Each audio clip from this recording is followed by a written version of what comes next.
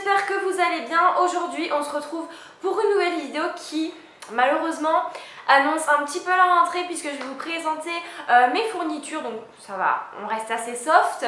J'espère que cette vidéo va vous plaire. Si c'est le cas, n'hésitez pas à me laisser un commentaire et je vous laisse avec la suite de la vidéo.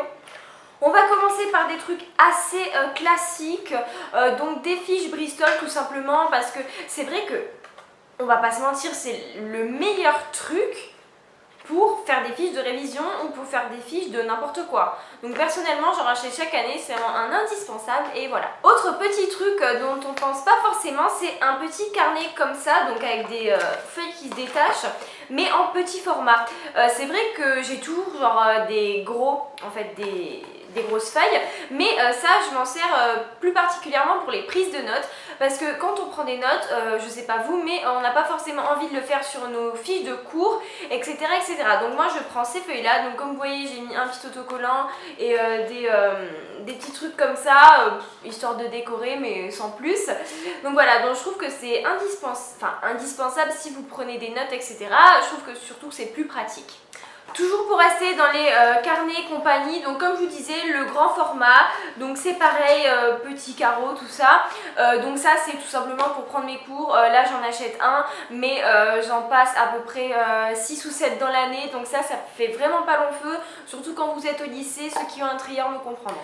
Toujours dans l'écriture, donc un cahier, donc celui-là je vais pas vous mentir, c'est pas celui-là cette année, c'est celui de l'année dernière, parce qu'il vaut mieux toujours avoir un carnet, un cahier quoi, parce qu'il y a toujours des profs qui vont au début de l'année vous dire moi je veux absolument pas de trieur, je veux un cahier. Donc on sait jamais, on l'a et de toute façon ça sert toujours un cahier. Toujours concernant l'organisation niveau feuilles, etc.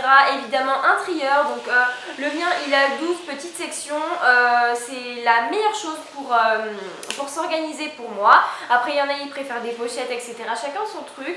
C'est un trieur où vous avez une pochette à rabat à l'intérieur. Et là donc vous avez donc des élastiques. Faites super attention à la qualité des élastiques parce que se retrouver avec un trieur avec des élastiques tout déglingués au milieu de l'année, non merci. Autre petit truc, pas vraiment indispensable mais bien pratique, il s'agit de petits feuillets comme ça en carton.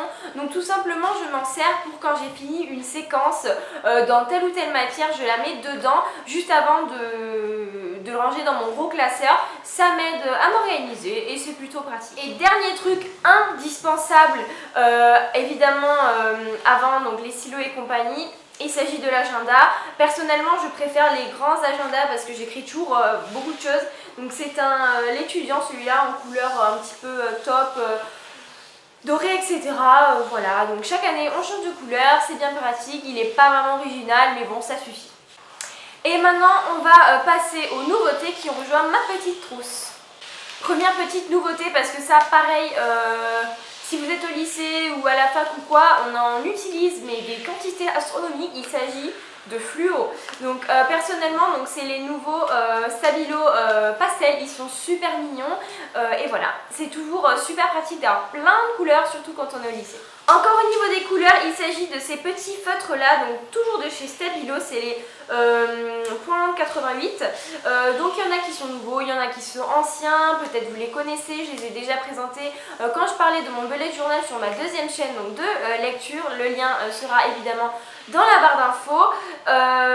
Donc voilà, donc pareil pour écrire des titres, soulignés, etc. C'est toujours super pratique. Et encore une fois des petits trucs colorés, donc ça c'est vraiment pour écrire. Il s'agit de ces feutres là, donc c'est les Papermate en taille M. J'en ai vraiment de toutes les couleurs, donc là par exemple j'en ai racheté un, etc.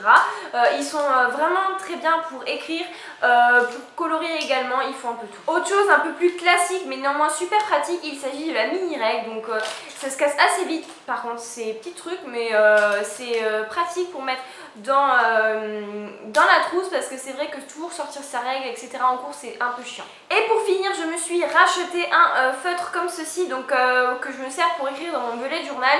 Il s'agit d'un Papermate Flair F, donc taille F en couleur noire. C'est celui que j'utilise le plus pour écrire dans mon bullet journal et c'est vrai que mon bullet journal me suit tout au long de l'année et aussi en été, mais c'est vrai que ça m'aide beaucoup pour m'organiser en plus de mon agenda. Voilà, donc tout simplement celui-ci c'est celui que j'utilise et il va très bien. Voilà tout le monde, j'espère que cette vidéo vous aura plu. N'hésitez pas à me le dire dans les commentaires et quels sont vous les petits trucs que vous achetez, les petits trucs un peu pratiques, astuces, etc. pour la rentrée. Et jusqu'à la prochaine vidéo, je vous dis bye.